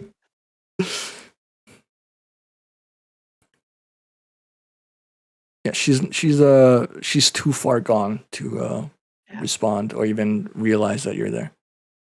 Okay, I'm gonna run down to her apartment again. I'm gonna call the cops specifically. I'm gonna call. No, you know what? I'm just gonna call the front desk. I'm just gonna attempt to change my voice a little bit and say, "Help! A woman's been stabbed at blah blah blah address. She's on the roof." Just hang up the phone and then get the fuck out of Dodge. Right. Pull my hat down as I leave. While you were in the apartment calling the cops, Hattie was still there. Like she was putting on her coat, but she's like, she seems to be in shock. And she's not really she's not really leaving the apartment. Like she doesn't want to go without you. Oh my god! Come on, let's go. Is your car here? Did you come here by car? Like I don't know. I woke up and I was on the roof with Ellen coming towards me. I'm here in my car. Come with me. She follows you. I'll stuff her in my town car and drive back to her apartment. Jesus fucking Christ, Hetty, what happened? It's like I don't know. I've been having these. It's just been a really weird time, and Ellen was there, and then I don't know what happened, but when I came to my senses, we were on the roof, and there were like all these weird things around me, and she came at me with a knife, and I didn't know what to do, so I like she's like jibber jabbing, trying to find her words, very typical. What's it called? Yeah. Like she's if you don't know better, she's in shock, right? The events have been very traumatic. Jesus fucking Christ. Okay. Fine. I'll let's get you home. I got highball back for you. Let's just get you home. Sit you down, and you can tell me what happened later. It's fine. Let's just get you home for now. Jesus Christ. Also, what's with? No, never mind. We'll talk about it once you've calmed down a bit. Jesus Christ. I'll step on the horn again. Well, it's okay, right. I was about to say it's evening. There's no that's fine. On your way to Hattie's apartment, probably let's say 15-20 minutes after you've gotten in the car, she seems to have calm down a bit, and she starts telling you how much she appreciates everything you've done for her. You've been so good to me, and I really I want you to know and understand that you mean the world to me, and I would do absolutely anything for you. And as she says this, she grabs what's it called? She grabs your thigh as you're driving and starts caressing it. It's like absolutely anything at all. I love you, Lucy. I really do. Love you too, Hattie. You know that. You've known that, right? Oh, I do.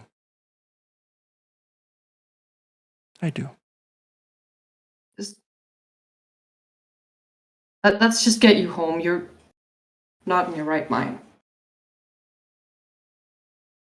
Let's You get you home. you get to Hattie's apartment, and sorry, and you both of you get out of the car, and I assume you walk her to the door. Yeah. Always the gentle lady. Yeah. And she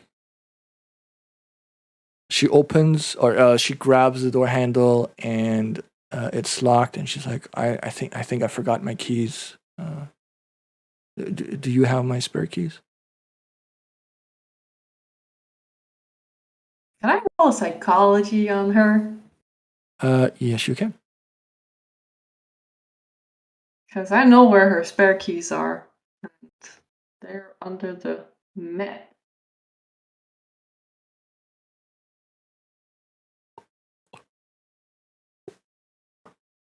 Just for everyone who didn't see that was a hard. That was an 8, motherfucker. An extreme success. Extreme success. That was an 8. Right. Hands down, something is feeling way off with Hattie, and it's not something that can be just explained with traumatic experience. I'm in shock. This goes like way beyond. It's like she's not really herself anymore. And as you think this, like, what the hell is she talking about? She knows where her spare keys are. You hear from the other side of the door, Highball starts barking loudly towards the door. Like, it goes completely apeshit.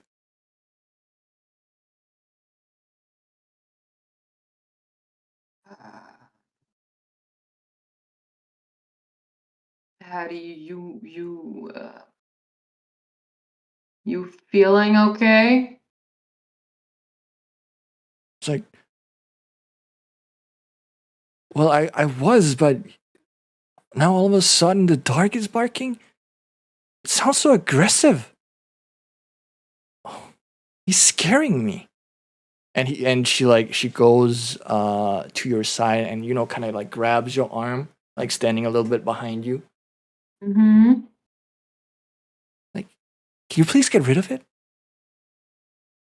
Highball. Yeah. You want me to get rid of your dog? Yeah, like, listen, he's gone completely bonkers. I'm afraid he might bite me. Okay. Tell you what, I'll kick over the doormat, pick up the key.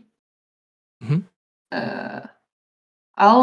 How about I take him home with me, and you'll. I would appreciate that. Thank you. Mhm. Thank you, Lucy. Seems like the safest option. Yeah, just Definitely.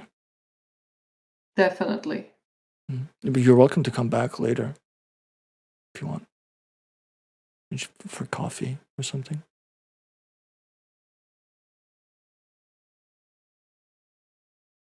I think might be best if I come back tomorrow at the Okay. Suit yourself. daylight. Mhm. Just gonna.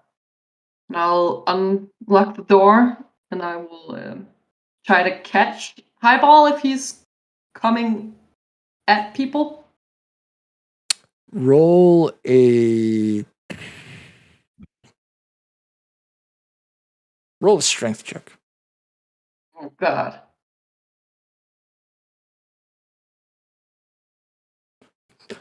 I am Just for catching people that to see. dog. That was a not one absolute best you could possibly roll. I'm catching a dog. This is not just an extreme success. This is a critical success. So, as you unlock and open the door, you see Highball basically charging through. Like, it is leaping and going for the jugular, right? There's absolutely no freaking mercy from this dog. But as it kind of like tries to sprint past you and take that leap, you grab out or you extend your arm and you manage to like hook your fingers inside the what's it called, the collar, and it does that like yep and like falls to the floor, and you manage to pin it down. Yeah. I got it. I got him. I got. Go in. She hurries in like, oh, such a beast, and closes the door behind her. And at this point, Highball is still barking, trying to like shift its body towards Hattie as she passed him by. It's gonna be okay. Highball, calm down. Remember me? I fed you earlier. We're friends. It does that thing after a supposed threat is gone, where it licks its nose and it calms down, but it's still kind of like you can feel the tension in this dog. Yeah. What is up with you? Jesus Christ. What is up with your mom for that? I will at this point let you roll a idea check. Sorry, that's intelligence check. Because I kind of think your mom is possessed. I will spend the 1 point to make it a success. You will spend the 1 point to make it a success. Yes. And it is a very good thing you do, because this is probably the last roll you'll be making. You start putting 2 and 2 together. And it kind of dawns on you. This entire thing with Hattie being part of these witchcraft meetings, her sudden headaches, Mystic, what was her name? Mordor, that was not it. Maureen. Marie? Yeah. AKA Ellen. Her sudden interest in her, the journal entry, the diary entry with that, how Hattie felt that this mystic was staring at her and kind of like looking into her head, reading her mind, and her immediate headaches after. How when you got her from the roof, she had stabbed Ellen, something you'd never like imagine her doing. How on the way back, in the car, Hattie basically admitted to being infatuated with you. Mm. Something you've never known Hattie to do. I mean, you were friends, you were close friends, but you were not that kind of close friends. And also, Highball's sudden turn of character, like he'd never been aggressive before. Okay, granted, on at the crime scene where he essentially just saw his master being killed, but like this, never. No. And as you start putting together all these little pieces of a puzzle, you begin to wonder, is Hattie still Hattie? Or has Ellen somehow succeeded in whatever the hell she was trying to do with getting into Hattie's head? Oh fuck. Oh fuck. Oh fuck. And as you Oh no! start having these thoughts, you become pretty sure that, yeah, she has. Hattie's no longer Hattie. She said Hattie's in her Ellen. note. Yeah, she said in her note that I wouldn't be able to recognize her. Right. You may not be no longer be able to recognize me as the woman I was. Oh god, that fucking means Hattie is dead. Yes. No. And you realize that with that, Hattie is now lost to you forever. The end. Yeah. Can I go kick her ass? I have a dagger. So Can yeah. I let highball at her? Actually, Yeah, if you hadn't caught Highball the way you did, he would have jumped Hattie and tried to kill her.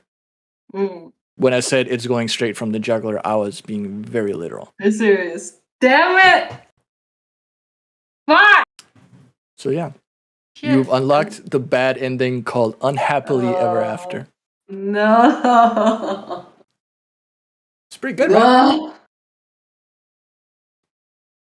No. Well, that was fun anyway.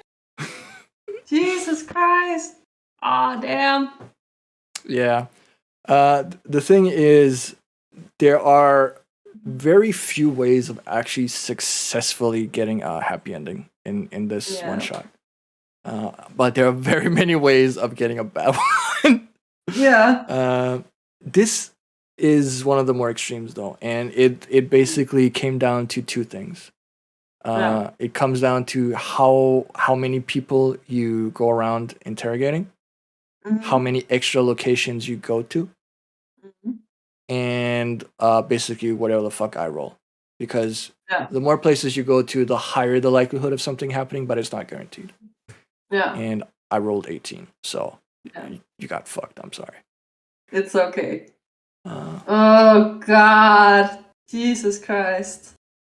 Yeah, similar to saying happy endings are rare in the system anyway. Yeah, exactly. They are extremely rare. They're not impossible by any means, and it really depends on what version of the game you're playing. We're playing 7th edition, where it's very common to just go insane and or die. In Pulp, Call of Cthulhu, happy endings are more frequent. Part of me at the end there was like, this woman is clearly possessed or something. And still, part of me that was within the the character of Lucy was like, yeah, I'll go in with her. That's gonna be fine. Of course, why not? We're best friends. We're best friends. If she wants to grab my thigh, I can live with that. Just the maybe not while driving though. Maybe not while driving though. Maybe not while driving back from the murder you just committed, you crazy ass woman. Yeah, exactly. So yeah, for those tuning in, the plan for Ellen is just as you correctly suspected at the end and pointed out yourself from the letter. In the background that Five Found mentioned, Ellen was infatuated with Lucy. Lucy declined. Ellen got pissed, didn't want to talk with either of them anymore, and then got adopted and moved away. But ever since then, she kept sending letters because she was still in love with Lucy, Yeah. and she blamed Hattie personally because she thought Lucy was in love with Hattie, and that's why she got rejected. Well, So- in my version of this story, she would be correct. And what better way to win your crush's affection than by becoming the one that they like, right? Exactly. Makes That's the lesson of this story. Makes perfect sense. Yeah. If your crush don't like you, become someone else. Yes. All right. Overtake their skin through witchcraft. Yes. Which is exactly what happened. I am gonna show you and everyone else a photo of something that happened just before Lucy, as in a few minutes before Lucy made it to the roof. There we go. Had you brought Highball, he would actually have been able to guide you part of the way at the end, because he would have gotten the scent of his owner. But there is a very. It takes into account that if the player did not bring a Highball, then shit takes longer. Yeah. But this is essentially what happened. Oh God. Oh God. Yeah. Yeah. Damn it. And Always bring the dog. Always bring the doggo. Doggo is savior. I thought if I brought the dog was going to die. I didn't want the dog to die. I wanted to protect the doggo. Yes. I will sacrifice Hattie to protect Highball. I can say as much as I played this with my girlfriend once to test it through, which is also where I realized that all the fucking handouts are shit. So I updated those to better quality. But it was, she also did the same things that you did. She left Doggo behind in the beginning. She also removed the ankh from its what's it called? Its collar, and she was also, she arrived a bit quicker in the end, so she managed to witness this. But I mean, it didn't make much of a difference. No. Oh God. So, yeah. Best friend / love interest. Doggo is more important than yes. Yeah, that escalated quickly. It did. There was some light fondling in a car.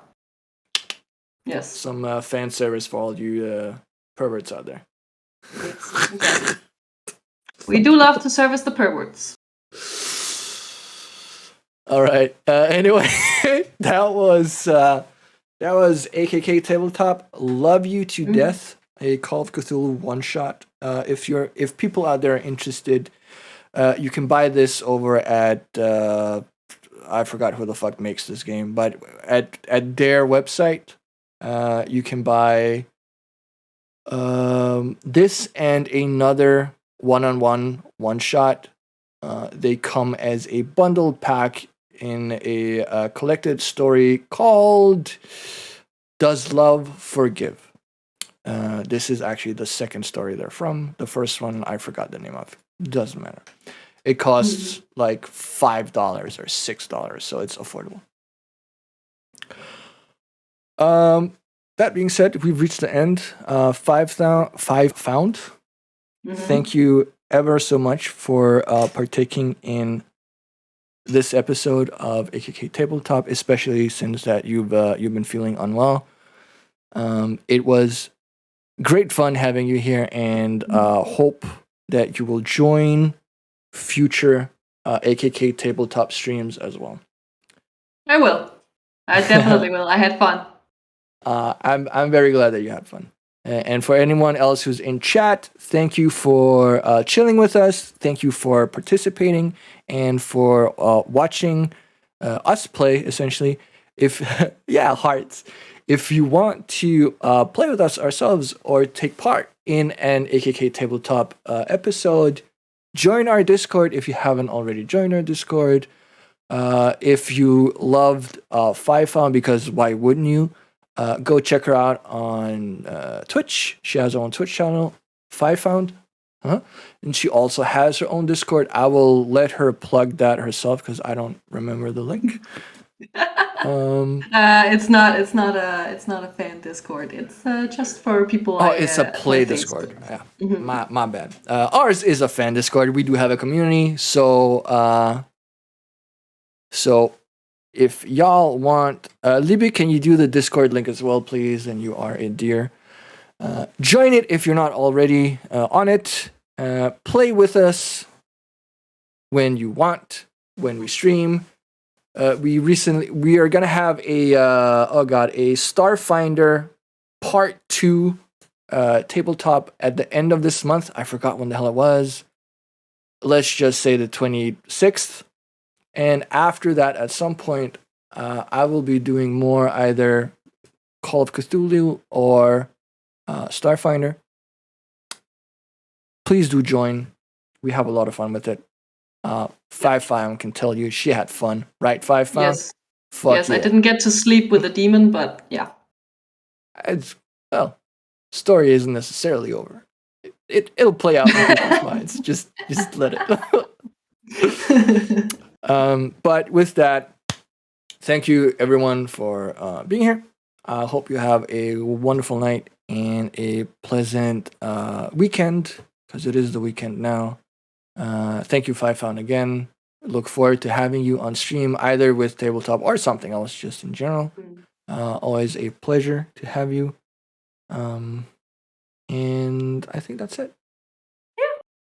Yeah. Bye. Bye. Take care. Bye. Have fun. Bye. Bye, chat.